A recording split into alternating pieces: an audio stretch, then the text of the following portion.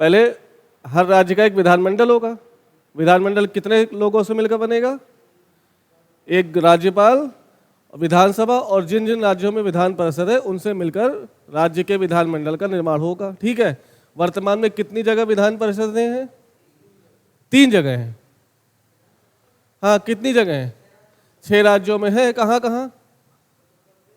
उत्तर प्रदेश, बिहार, कर्नाटक, महाराष्ट्र और अरुणाचल प्रदेश और तेलंगाना। 6 राज्यों में विधान परिषद है और बाकी अधिकांश राज्यों में विधान परिषद नहीं है।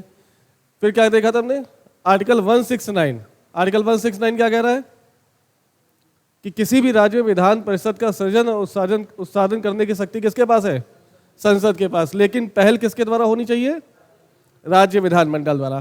पहले राज्य विधानमंडल 2/3 विशेष बहुमत से वह प्रस्ताव पास करेगा। प्रस्ताव पास होकर कहाँ जाएगा? गवर्नर साइन करेगा। कहाँ चला जाएगा? संसद। और संसद जैसे ही साधारण बहुमत से पास करके राष्ट्रपति द्वारा सिग्नेचर करके जैसे ही हो गया, उस राज्य से विधान परिषद का उत्साधन हो जाएगा और विधान परिषद का सृजन हो जाएगा। ठीक है। 170 था, क्या था? आर्टिकल 170। विधानसभा अधिकतम कितने सदस्यों से मिलकर बनेगी? 500। और न्यूनतम कितने होंगे? 60। लेकिन इसका भी अपवाद है।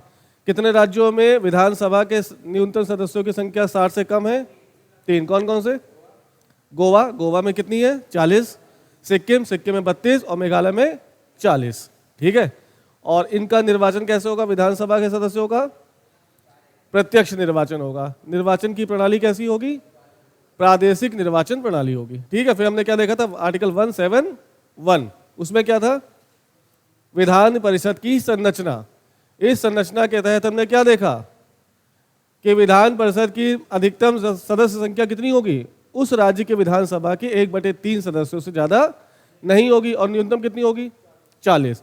इन विधान परिषद के सदस्यों में से 1/6 सदस्य राज्यपाल द्वारा क्या होंगे? नाम निर्देशित होंगे, जो क्रमशः साहित्य, विज्ञान, कला और समाज सेवा तथा सहकारी आंदोलन से आएंगे। इन बचे शेष सदस्यों में कितने शेष सदस्य बचे? 5/6। इन 5/6 सदस्यों में से 1/3 सदस्यों का निर्वाचन उस राज्य के एमएलए द्वारा किया जाएगा। शेष 1/3 सदस्यों का निर्वाचन उस राज्य के स्थानीय प्राधिकारियों द्वारा किया जाएगा, जैसे नगर पंचायत या नगर पालिकाएं। फिर 1/12 सदस्यों का निर्वाचन कैसे होगा? माध्यमिक स्तर के शिक्षक करेंगे। और शेष 1/12 सदस्यों का निर्वाचन 3 वर्षीय स्नातक करेंगे। इस 3 वर्षीय स्नातक का क्या मतलब है? इस 3 वर्षीय स्नातक का क्या मतलब है जो उन्होंने लिखा है? 3 वर्षीय। हाँ, तो इलाहाबाद हाई कोर्ट में इसके लिए पिटीशन डाली गई और पूछा गया कि इस 3 वर्षीय स्नातक का अर्थ क्या है। तो इलाहाबाद हाई कोर्ट ने क्या कहा? इस 3 वर्षीय स्नातक का मतलब है कि कम से कम ग्रेजुएशन किए हुए कितने साल पूरे हो चुके हो? 3 वर्ष। जैसे किसी व्यक्ति ने 2025 में अपना ग्रेजुएशन क्या कर लिया? कंप्लीट कर लिया, तो वो विधान परिषद के चुनाव में मतदाता के रूप में कब भाग ले सकता है? 2028 में। ये अर्थ है किसका? 3 वर्षीय स्नातक का। ठीक है। आज हम क्या देखेंगे कि राज्यों के विधेयक के संदर्भ में विधानसभा शक्तिशाली है या विधान परिषद, तो देखा जाएगा। और देखने के बाद यह पता चलेगा कि विधान परिषद की शक्ति बिल्कुल भी नहीं है। और सर्वाधिक शक्तिशाली कौन है? यानी उस राज्य में कोई भी कानून बनेगा किसके द्वारा? विधानसभा और गवर्नर द्वारा। विधान परिषद बिल्कुल नाम मात्र की शक्ति रखे हुए है। उसका होना और ना होना दोनों ही कंडीशन में क्या है? फर्क नहीं पड़ेगा किस पर? किसी भी कानून पर। ले आए? चलो देखो क्या मेरे भाई पास आउट हुए 3 वर्ष हो चुके हों, 2025 में किसी ने ग्रेजुएशन किया है, तो वो चुनाव के मतदाता के रूप में भाग नहीं ले पाएगा। कब करेगा? 3 वर्ष बाद। ठीक है। अब ले आओ। तो ये बताओ विधेयक कितने प्रकार के होते हैं? यानी केंद्र में जो विधेयक हैं वो कितने प्रकार के हैं? 4। कौन कौन से हैं? एक है कॉन्स्टिट्यूशनल अमेंडमेंट बिल, दूसरा मनी बिल, तीसरा फाइनेंस बिल, चौथा सिंपल बिल। तो जितने केंद्र में है उससे एक कम राज्यों को विधेयक प्राप्त है। ये वाला विधेयक कौन सा? कॉन्स्टिट्यूशनल अमेंडमेंट बिल, ये राज्यों के पास नहीं है। क्यों नहीं है? यदि राज्यों को यह विधेयक दे दिया जाता तो संविधान की जो मूल आत्मा है वो क्या हो जाती? छत विछत हो जाती और पूरी तरह से संविधान क्या हो जाता? परिवर्तित हो जाता, है ना। संविधान को बचाए रखने के लिए शक्ति हमने राज्यों को नहीं थी। किसके पास है ये सिर्फ संसद के पास है ना। राज्य के विधानमंडल कॉन्स्टिट्यूशनल अमेंडमेंट बिल का यूज नहीं कर सकते। कितने बचे? 3 में से तो याद है केंद्र सरकार संसद, जैसे मान लो ये मनी बिल की बात कर रहे हैं, पहले किसकी बात कर रहे हैं? Money bill. आ जाओ लोकसभा और राज्यसभा में, अगर याद होगा तो कनेक्ट कर पाओगे, नहीं याद होगा तो मनी बिल लोकसभा या राज्यसभा में सबसे पहले कहां प्रस्तुत किया जाएगा? लोकसभा में। जैसे ही यहां पर लोकसभा में प्रस्तुत किया गया, वैसे ही मनी बिल राज्यों के संदर्भ में सबसे पहले कहां प्रस्तुत किया जाएगा? विधानसभा। आई बात समझ में? यहां से कैसे पास होगा मनी बिल? साधारण बहुमत से। साधारण बहुमत से पास होने के बाद कहां पहुंचा? वैसे ये विधानसभा से मनी बिल कैसे पास होगा? पास होने के बाद कहां पहुंचेगा? विधान परिषद, यदि वहां पर है तो। नहीं तो जैसे यहां से पास हो गया कहां पहुंच जाएगा? समझ रहे मेरी बात? ठीक। राज्यसभा के पास धन विधेयक के मामले में कितनी शक्तियां हैं? 3 सिंबॉलिक पावर्स। कौन कौन सी? या तो उसको स्वीकार कर ले, या गुड संशोधन की सिफारिश करे। क्या करे? या अधिकतम 14 दिनों तक रोक ले, है ना।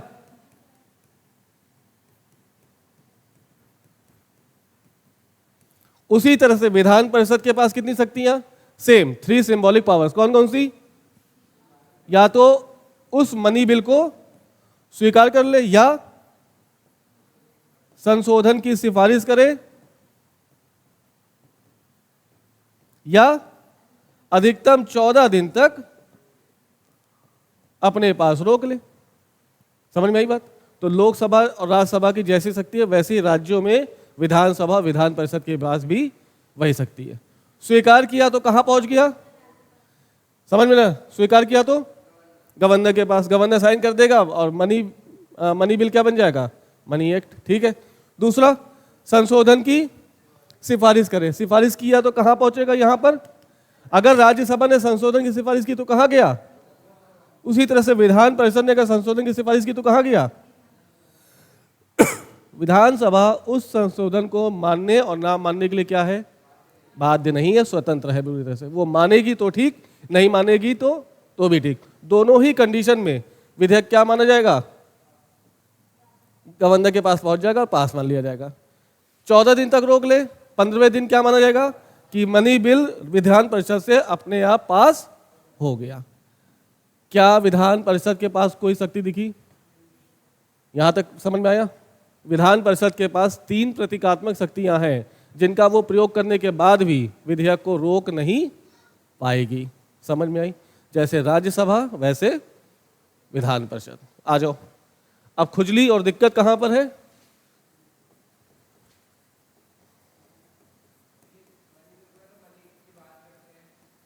हाँ, नहीं, फाइनेंस बिल और मनी बिल में एक अंतर है। देखो, मनी बिल का कौन सा बिल मनी बिल है ये कौन बताएगा? लोकसभा का अध्यक्ष, आर्टिकल 118। लेकिन मनी बिल जब हम पढ़ाए थे तुम लोग को तो कुछ 6 बातें लिखाई थी। अगर वो 6 बातें हैं, 6 बातें पूरी हैं या 6 में से कोई एक बात है तो वो क्या हो गया बिल? Money bill. पक्की बात? इन 6 शर्तों को याद कर लेना। कोई बिल मनी बिल है या नहीं, उसमें कितनी बातों का उल्लेख होगा? इन 6 बातों में से कोई एक बात, 2 बात, 3 बात या पूरी 6 बातों का उल्लेख होगा तो वो बिल क्या होगा? Money bill. वित्त विधेयक, जो फाइनेंस बिल की बात कर रहे हैं, समझो थोड़ा सा अंतर। हम जो फाइनेंस बिल की बात कर रहे हैं उसकी कंडीशन क्या है? कि इन 6 बातों के साथ 6 बातों में से कोई एक बात और इसके साथ कोई अन्य बातों का उल्लेख हो तो उस बिल को क्या कहेंगे? Finance bill. वो 6 शर्तें अगर याद हैं तभी पकड़ पाओगे, नहीं तो कोई बताएगा? 6 शर्तें लिखवाई हमने, क्या क्या है? भारत की संचित निधि में भारित कोई व्यय या उसको निकालने का कोई प्रावधान, और गुड, भारत द्वारा विदेशों से लिया गया ऋण, ठीक। तीसरा,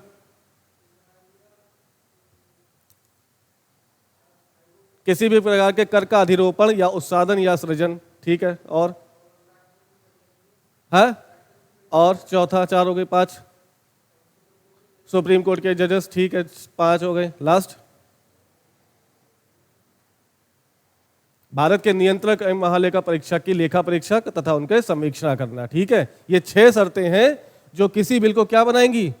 मनी बिल। वित्त विधेयक क्या है? इन 6 में से कोई एक शर्त हो तथा कोई अन्य बात हो तो उसको क्या बोलेंगे? Finance bill. समझ में आ गई बात? ये जब क्लास देख लेना तो आ जाएगा समझ में। सिंपल बिल में कोई भी बिल हो सकता है। ऐसा कोई कानून जो संसद पास करना चाह रही है वो विधेयक ले आएगी, वो सिंपल बिल कहलाएगा। सिंपल बिल का मतलब ऐसा विधेयक जिसमें संविधान संशोधन की बात नहीं हो, मनी बिल की बात नहीं हो, वित्त विधेयक की बात ना हो, तो सारे विधेयक क्या कहलाएंगे? सिंपल बिल, ठीक है। अब देखो यहां पे थोड़ा समझो, किसकी बात कर रहे हैं हम?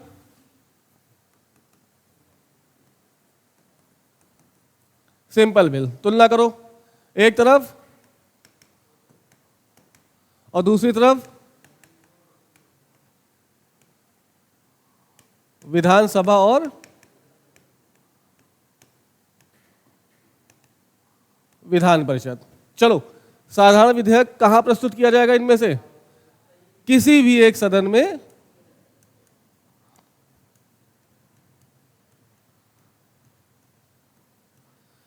साधारण विधेयक में शक्तिशाली कौन?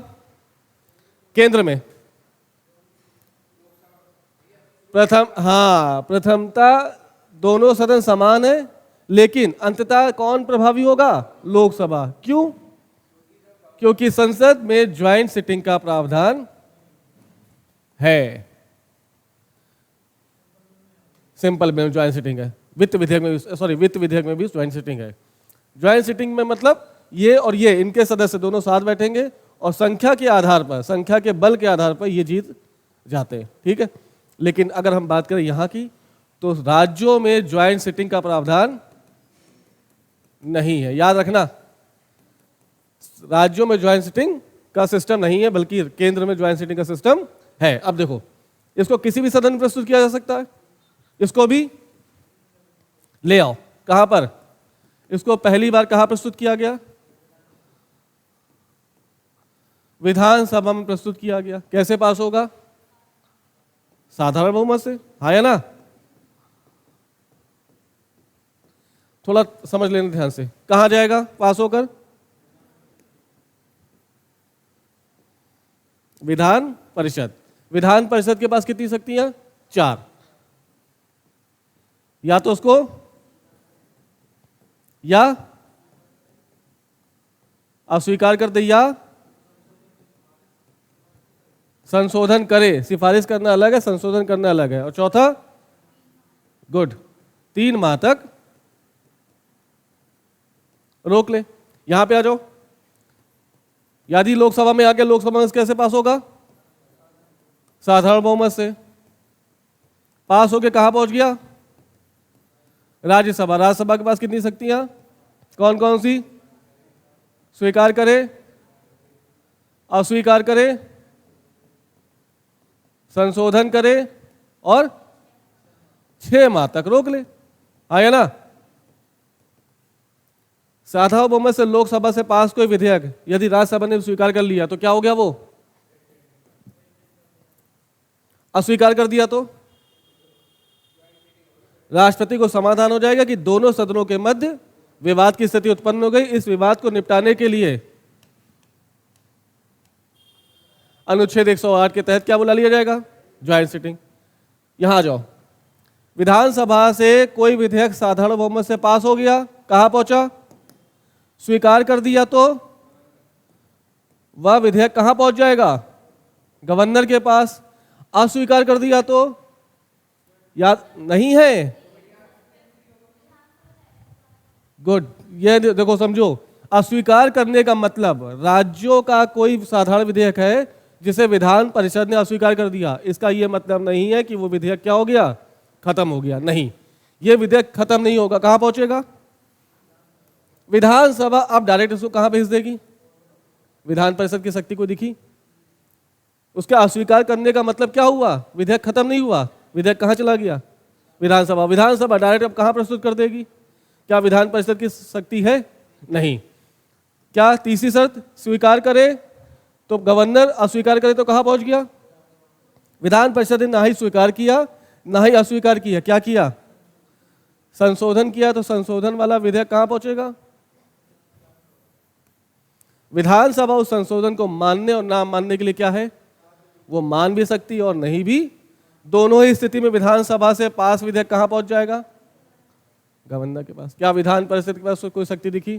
चौथा आ जाओ। ना ही विधान परिषद ने स्वीकार किया, ना ही अस्वीकार किया, ना ही 3 माह तक रोक लिया। अब क्या माना जाएगा? तब भी इसका यह मतलब नहीं कि वो विधेयक क्या हो गया, कैंसिल। 3 माह की समाप्ति के बाद तुरंत विधेयक कहां पहुंचेगा? विधानसभा। विधानसभा इसको अपने पास देख के फिर से पास करा के कहां भेजेगी? दोबारा विधान परिषद। और 1 माह तक विधान परिषद और रोक सकती है। टोटल 4 माह बाद माना जाएगा कि विधान परिषद से वह विधेयक क्या हो गया, पास हो गया। नहीं समझे? पास 1 माह की समाप्ति के बाद यह मान लिया जाएगा कि विधान परिषद से बिल पास हो गया। कहां पहुंच गया? गवर्नर। नहीं, फिर नहीं। बस 3 माह के रोकने के बाद पहली बार जाएगा वापस विधानसभा। विधानसभा उसमें कुछ चेंज करे ना करे, पास करा के फिर कहां भेजेगी? विधान परिषद के पास। और विधान परिषद अधिकतम 1 माह के लिए उसको रोक पाएगा। यानी कोई भी साधा विधेयक विधान परिषद कितने समय तक रोक सकती है? अधिकतम 4 माह। पहले ट्रेवल में कितने माह और सेकंड ट्रेवल में कितने माह हो गया? जाके देखो यूपीएससी और यूपीपीएससी दोनों में क्वेश्चन पूछा गया कि नहीं पूछा गया। समझ में आई बात? क्या विधान परिषद के पास कोई शक्ति दिखी? कोई क्वेश्चन उठा तो पूछो। उठना चाहिए।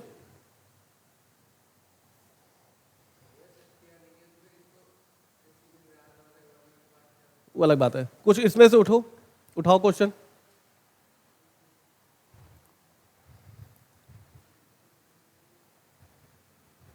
इसको पलट के देखो ना। ये पहली बार कहां प्रस्तुत किया गया? विधानसभा में प्रस्तुत करने के बाद तुम्हें लगा कि विधानसभा शक्तिशाली है, लेकिन सोचो अगर इसको पहली बार विधान परिषद में प्रस्तुत किया जाए तब क्या पलट जाएगा? तब भी प्रोसेस सेम रहेगा। कैसे? देखो, यदि सिंपल बिल विधानसभा में प्रस्तुत ना करके कहां प्रस्तुत किया गया? विधान परिषद में। अब विधान परिषद में कोई विधेयक आया, कैसे पास होगा?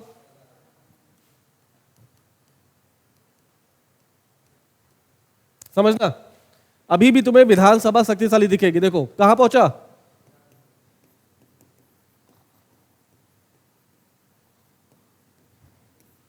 विधानसभा के पास कितनी शक्तियां? नहीं। स्वीकार करे, अस्वीकार करे,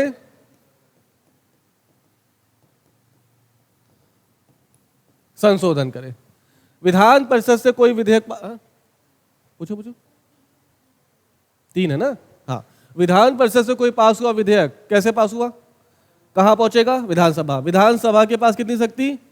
यदि विधानसभा ने स्वीकार कर लिया तो विधेयक क्या बन गया? गवर्नर के पास पहुंच गया, गवर्नर ने साइन कर दिया, विधेयक क्या बन गया? एक्ट। अस्वीकार कर दिया तो? विधान परिषद से कोई पारित विधेयक विधानसभा आने के बाद विधानसभा द्वारा अस्वीकृत कर दिया गया, तब विधेयक क्या होगा? खत्म। कौन शक्तिशाली दिखा? विधान परिषद के अस्वीकार करने के बावजूद भी विधेयक क्या समाप्त नहीं हुआ। कहां पहुंचा? विधानसभा। विधानसभा ने डायरेक्ट कहां भेज दिया? क्या विधान परिषद की कोई शक्ति दिखी? लेकिन यहां देखो, विधान परिषद से कोई पारित विधेयक कहां पहुंचेगा? विधानसभा। विधानसभा ने इसको अस्वीकार कर दिया, विधेयक क्या हो गया? समाप्त। है ना? शक्तिशाली कौन दिखा? विधानसभा ने संशोधन किया, विधान परिषद से पारित कोई विधेयक कहाँ आएगा? विधानसभा ने उस पर क्या किया? संशोधन करने के बाद कहाँ पहुंचेगा? अब क्या होगा? विधान परिषद इस संशोधन को स्वीकार करने के लिए बाध्य है। संशोधन को स्वीकार करना विधान परिषद के लिए क्या हो गया? अनिवार्य हो गया। उसने विधानसभा ने कुछ भी कहा, विधान परिषद को मानना क्या होगा? कौन शक्तिशाली? जैसे ही संशोधन के स्वीकार किया गया कहां पहुंच जाएगा? और गवर्नर उस पर साइन करके क्या बना देगा? दोनों ही कंडीशन में शक्तिशाली कौन? विधानसभा। विधान परिषद के अस्तित्व का कोई महत्व नहीं है। किस पर? विधेयकों के संबंध में। तो विधान परिषद का गठन क्यों किया गया? सोचो, जब शक्तिशाली है ही नहीं, शक्तियां कुछ दी नहीं गई, तो विधान परिषद को क्यों बनाया जा रहा है? दिमाग लगाओ।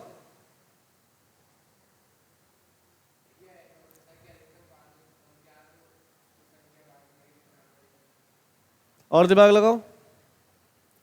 जब तुम्हें यह दिख गया कि विधान परिषद की शक्ति कैसी है? नाम मात्र। तो ऐसे नाम मात्र की संस्था को रखने का उद्देश्य क्या है?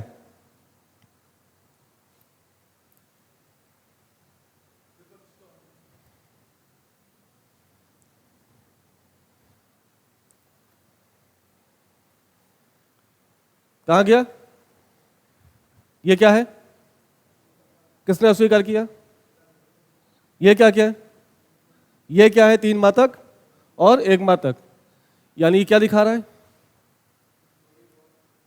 थोड़ी बहुत तो असहमति जता सकता है ना।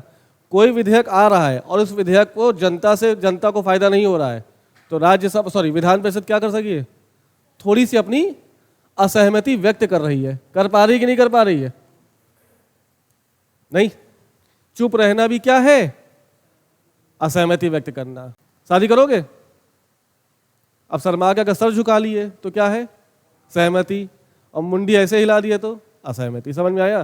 तो ये थोड़ा सा रोक रहे हैं, यानी कहीं ना कहीं विधेयक में कोई खराबी थी जिस पर हम विरोध जता रहे हैं। कौन विरोध जता रहा है? विधान परिषद। विरोध जताना भी अपने आप में एक बड़ी बात है। और दूसरी चीज क्या है?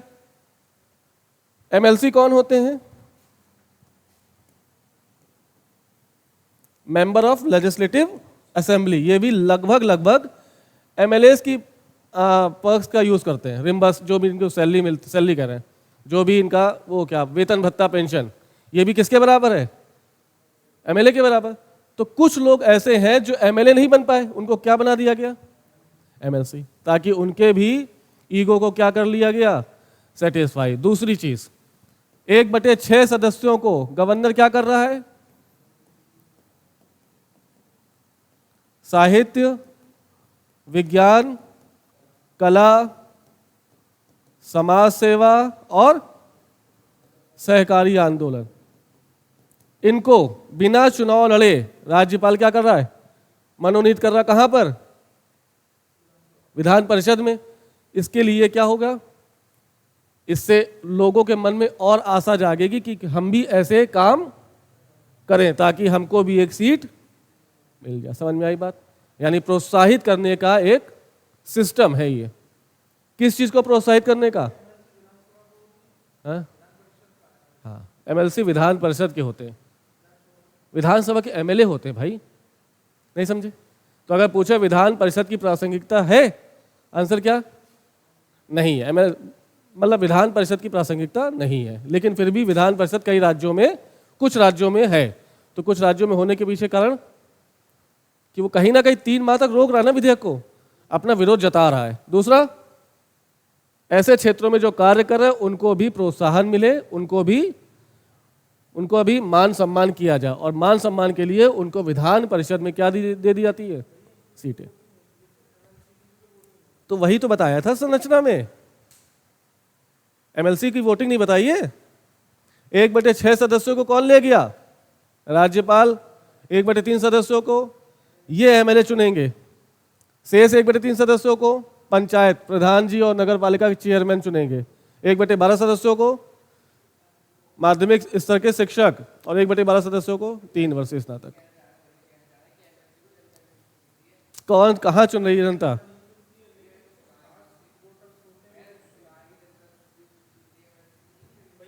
तुम्हारे सुनने से थोड़ा कुछ होगा, संविधान सुनने बदल जाएगा तुम्हारे सुनने से। हाँ हाँ, अरे मेरे भाई यही तो वोट डालते हैं। तुम लोग सुधर जाओ भाई। कहाँ गया एमएलसी चुनाव? अरे यार 1/3 सदस्यों को कौन चुन रहा है?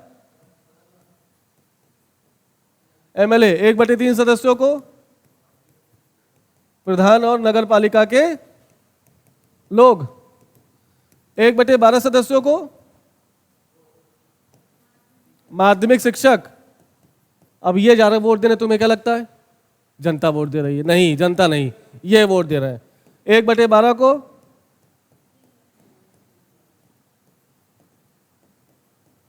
इसीलिए विधान परिषद को क्या कहा गया है? अंशतः निर्वाचित और अंशतः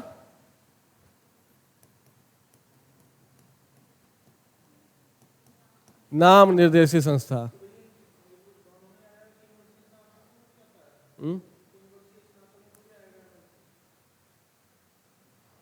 अर्थ का अनर्थ कर रहे हो तुम। क्या 3 वर्षीय स्नातक? इस क्षेत्र से संबल से एक एमएलसी चुना जाना है, कौन चुनेगा?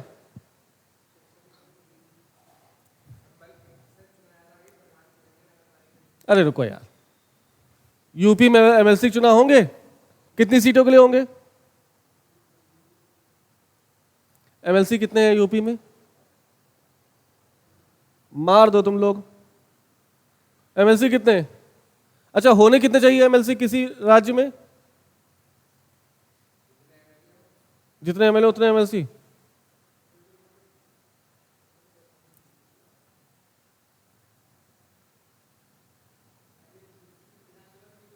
एक बटे तीन टोटल एमएलए का 1/3 एमएलसी होने चाहिए, या न्यूनतम कितने होने चाहिए? 40। उसी तरह से यूपी में कितने हैं समझ तो? यूपी में 100 लोगों में से 1/6 कितना हो गया इसका? 16 हो गया ना? है ना? 16 हो गया ना? इन 16 लोगों को गवर्नर क्या कर रहा है? नॉमिनेट कर रहा है। बचे कितने? 84। 3 दूनी 6, 28 लोगों को उस राज्य के 28 लोगों को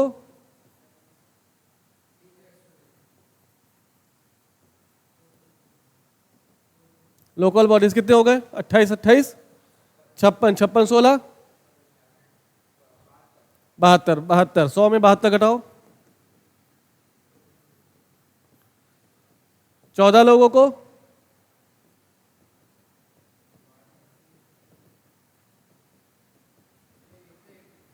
और 14 लोगों को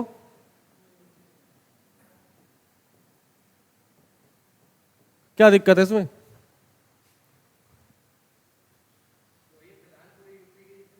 हाँ हाँ, और क्या नहीं समझे? यही है विधि, उसकी संरचना। विधान परिषद में जो एमएलसी होंगे वो इसी वजह से ऐसे चुने जाएंगे, कोई दूसरा वो नहीं है। जनता वंता कहीं नहीं आ रही है, जनता के रूप में ये आ रहे हैं, ये आ रहे हैं। हालांकि जनता तो ये भी है, लेकिन चुनाव कैसा है? अप्रत्यक्ष, प्रत्यक्ष चुनाव नहीं है। ठीक है, हाँ है ना? ऐसे देखते हो जैसे पता नहीं क्या रॉकेट साइंस पढ़ा रहे कि क्या पढ़ा रहे हैं भाई। एमएलए मतलब विधायक। अरे यूपी में देखो जैसे ये यूपी है, ठीक है, इस यूपी में कितने विधायक होंगे? 403। और एक निर्वाचन क्षेत्र से कितने लोग चुने जाएंगे? जो विधानसभा की सीट के लिए चुना जाएगा वो क्या कहलाएगा? हाँ। और जो एमएलसी विधान परिषद में, उनको क्या बोलते हैं? Member of legislative council. समझ में आया? और पूछो। हाँ, बिल्कुल अलग है। अप्रत्यक्ष होता है, बताया है तुमको। लोकसभा के एमपी को हम लोग चुनते हैं।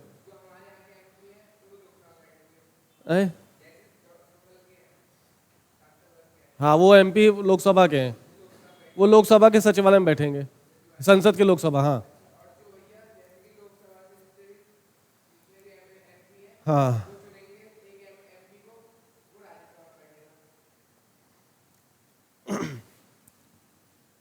समझो मेरी बात। किसकी बात कर रहा हो?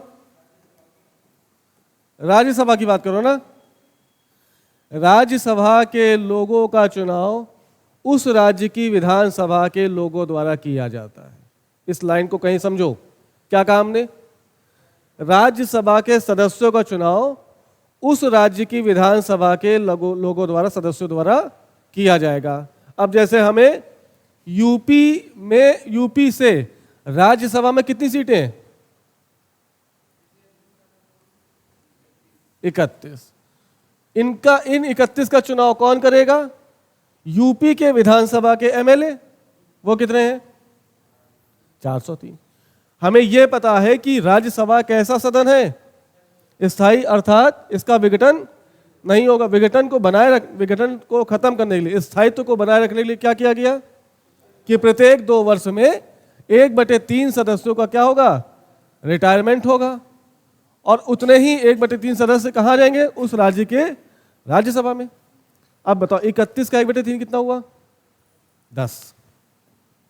इन 10 लोगों का प्रत्येक 2 वर्ष में क्या होगा? इन 403 द्वारा चुनाव होगा। क्या राज्यसभा के चुनाव में हमने भाग लिया? कौन भाग ले रहा है? उस राज्य के विधानसभा के एमएलए। कैसे? अब खेल क्या है? प्रत्येक 2 वर्ष में ये 403 लोग कितने लोग को चुनेंगे? 10 वर्ष। निर्वाचन का जो वो क्या है? अप्रत्यक्ष। निर्वाचन कैसा होगा? निर्वाचन की प्रणाली आनुपातिक, प्रादेशिक, आनुपातिक प्रतिनिधित्व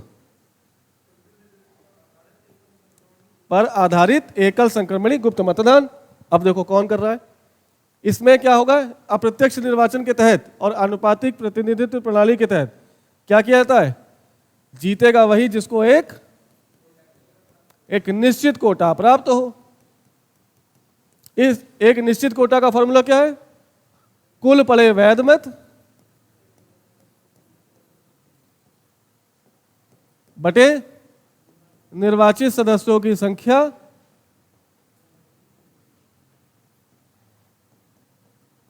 +1। राज्यसभा के चुनाव कितने लोगों को चुनना है? कितने लोग चुनेंगे? कुल पड़े वैध मत कितने होंगे? कितने लोग वोट डालना है? 403। कितने लोगों को चुनाव हो रहा है? 10। इसको निकालोगे तो एक क्या आएगा? यानी 36 एमएलए मिलेंगे, वोट करेंगे और एक राज्यसभा के एमपी को चुनेंगे। नहीं समझे? हाँ, तो याद रखो, ये सब संरचनाएं पूछी जाती हैं। खासकर 169 अंडरलाइन करके चलना, आने वाले पेपर में 169 पूछा जाएगा। फेवरेट क्वेश्चन है 169। विधान परिषद का उत्साधन और सृजन करने की शक्ति किसके पास है? संसद के पास है। पहल कौन करेगा? विधानमंडल, उस राज्य का विधानमंडल। ठीक है, चलो बस, ओके।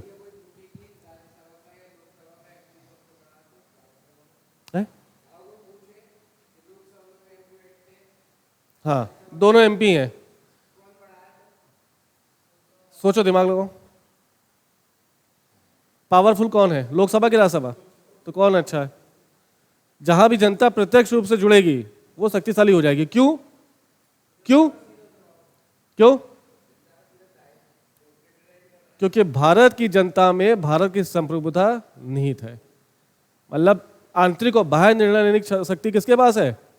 भारत के लोगों के पास। समझ में आया? गणतंत्र की चौथी विशेषता है कि नहीं है?